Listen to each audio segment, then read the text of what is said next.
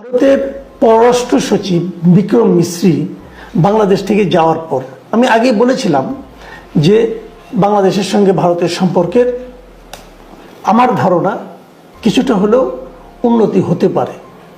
কারণ উনি কেন এলেন? যদি কিছুই না হবে, যদি কিছুই পরিবর্তন না হবে, তাহলে উনি এলেনই বা কেন? আমাদের লোকজন ওনাকে সময়ই বা দিলেন কেন? কাজে এই সমস্ত মিলিয়ে আমার ধারণা যেটা ছিল, আমার কেন যেন মনে হচ্ছে সেটাই ঘটতে যাচ্ছে। তবে সেটা হলো গিয়া ভারতের সঙ্গে আমাদের কূটনৈতিক সম্পর্কের আনুষ্ঠানিক চেহারা। কারণ এটা বললাম এই কারণে বিক্রম মিশ্রি ওখানে যে তাদের পররাষ্ট্র বিষয়ক যে কমিটি আছে, সংসদীয় স্থায়ী কমিটি, সেখানে যে উনি ব্রিফ করেছেন যে উনি বাংলাদেশে গিয়েছিলেন, বাংলাদেশ থেকে কী পেলেন না পেলেন, বাংলাদেশের লোকজন তাকে কি বলেছে, এগুলি নিয়ে উনি কিন্তু এই সংসদীয় স্থায়ী কমিটিকে ব্রিফ করেছেন।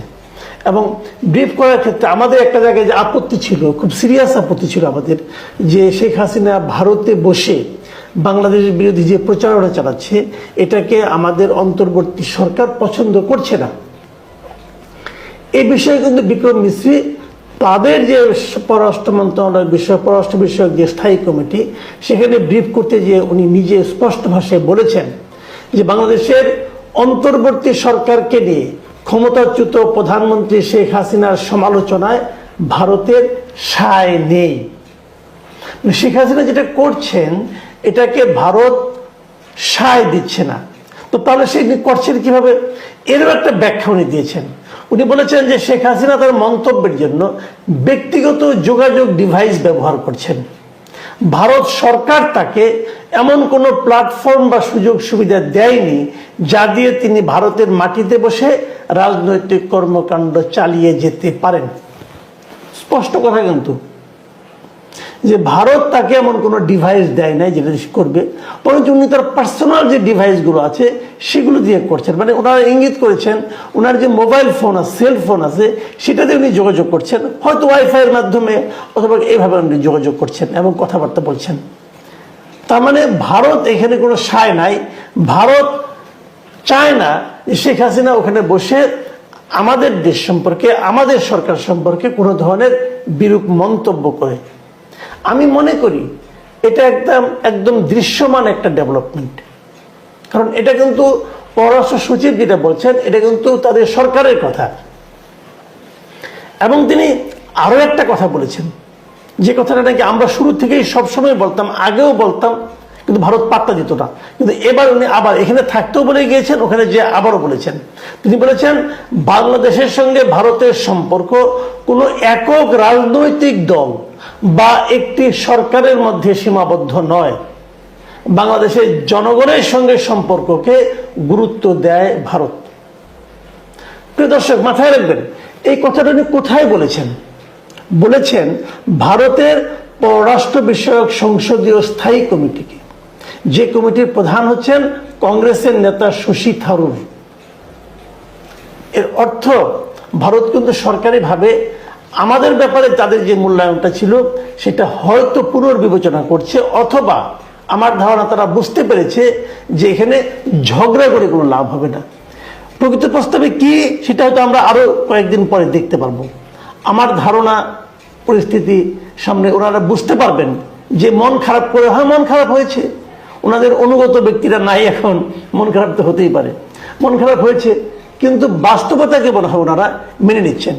যখন সরকারের পক্ষ থেকে এই ধরনের মন্তব্য আসছে, তখন ভারতের এই খুচরা মুচরা রাজনৈতিক দলের যে নেতা যারা আছেন, অথবা বড় দলের খুচরা নেতা যারা আছেন, যারা লাফালাফি করছেন, বিশেষ করে আমাদের সীমান্তবর্তী পশ্চিমবঙ্গের যারা রাজনীতিবিদ আছেন এবং সেখানকার বিজেপির যারা রাজনীতিবিদ আছেন, তাদের নমুনাটা কি, তাদের বক্তব্য কি, তাদের কথাবার্তা কি, এবং তাদের কথাবার্তা যদি আপনি শুনেন, আপনাদের মনে হবে এটা কি আমরা কোনো পলিটিক্যাল লিডারের কথাবার্তা শুনছি নাকি কোনো পাগল ছাগলের কথা শুনছি। আমি উদাহরণ দিয়ে বলি, গতকালকে ওদের পশ্চিমবঙ্গের উত্তর পশ্চিম ও উত্তর 24 পরগনা জেলার গোয়ালডাঙ্গার বসিরহাটে, এটা বাংলাদেশের সীমান্তবর্তী এলাকা, সেখানে ওদের আমাদের এখানে সাম্প্রদায়িক সংঘাত হচ্ছে, এই সমস্ত কল্পিত কাহিনীর উপর ভিত্তি করে তারা একটা প্রতিবাদ সমাবেশ, বিক্ষোভ প্রদর্শন করে। সেখানে হাজির হয়েছিল পশ্চিমবঙ্গ বিধানসভার বিরোধী দলের নেতা শুভেন্দু অধিকারী। এই লোক একসময় তৃণমূল কংগ্রেস করতো, তারপরে বিজেপিতে জয়েন করে বিজেপির একসময় মানে পশ্চিম রাজ্যের চেয়ারম্যানও হয় সে, এবং এখন সে পশ্চিমবঙ্গ বিধানসভার বিরোধী দলীয় নেতা। তিনি যে কথাবার্তাগুলি বলেছেন সেগুলো একটু আপনাদের সঙ্গে একটু শেয়ার করা দরকার।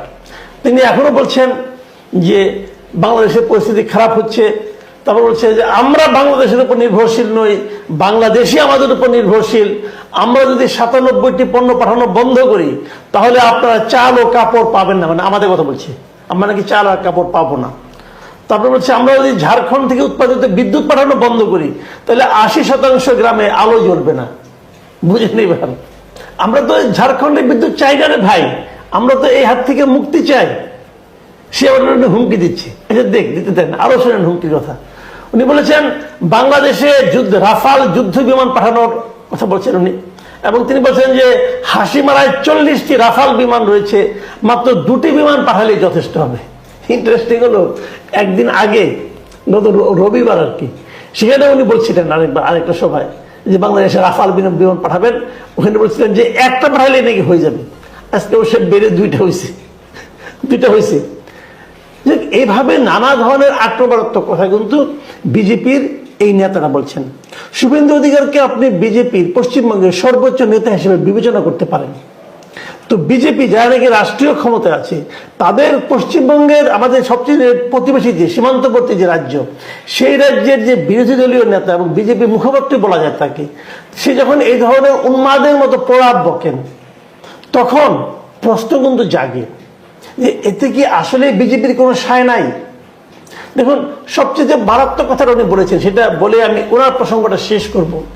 তিনি বলার চেষ্টা করেছেন যে বাংলাদেশের ইউনূস সরকার নাকি কোনো বৈধ সরকার নয়, তারা চরমপন্থী, তারা উগ্রবাদী, তারা মানবতার বিরুদ্ধে। আবার তারা বলছেন যে তারা তালেবানের মতো। এই যে কথাগুলো উনি বলেছেন, এবং শেষে বলেছেন যে ইউনূসের সরকার শেখ হাসিনার বৈধ সরকারকে সরিয়ে দিয়েছে। কিভাবে? হাসিনা সরকার চলে যাওয়ার 3 দিন পর ইউনূস সরকার গঠন করেছে, তো কিভাবে সে সরাই দিল? ওই সময় সে দেশেও ছিল না। এই পাগল বলে কি? দেখেন ওনার দুরাশার মাত্রাটা বলি আপনাদেরকে। এটাই হলো ওনার সম্পর্কে আবার শেষ কথা, আপাতত পরে না হয় আরেকদিন বলবো। তিনি বলেছেন শেখ হাসিনা আবার বাংলাদেশের প্রধানমন্ত্রী হিসেবে ফিরে যাবেন। শেখ হাসিনা বৈধ প্রধানমন্ত্রী, ডক্টর ইউনূসের সরকার অবৈধ।